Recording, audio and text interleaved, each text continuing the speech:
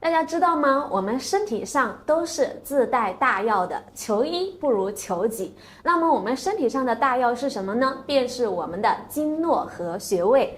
咱们的经络内连脏腑，外络之节，疏通我们经络上面的易淤堵点，其实可以帮助我们解决日常生活当中非常多的问题。下边就让我们一起来看一下我们肺经上面的易淤堵点。肺经上面的易淤堵点，便是从天府到尺泽这一个部位。那么您可以用手去探查探查，如果您的肺经有淤堵的话，您有肺的毛病的话，这个位置呢可能是比较疼痛的。那么疏通天府到尺泽这个位置，就好比什么中药呢？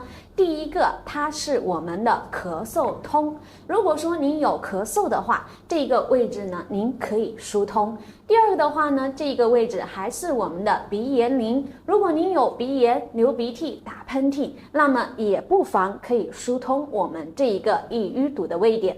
第三个呢，大家可以记一下，这个位置呢还是我们乳腺在前壁的反射区，这个位点就好比我们中药里面的乳癖消。如果您有乳房、乳腺小叶增生等问题，也一定要疏通我们这个部位。那么天府到尺泽这个位置该如何定位？临床上我们又该如何操作呢？下边就跟着小青老师，我们一起来看一看吧。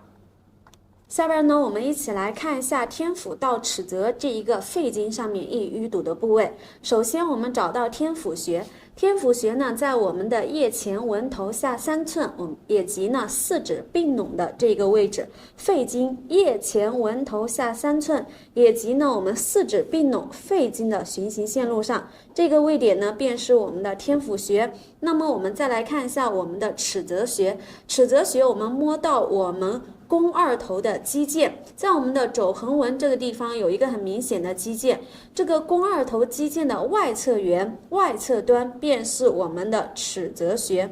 那么天府到尺泽的这一条线路，肺经的这一个线路，便是我们肺经上易淤堵的部位。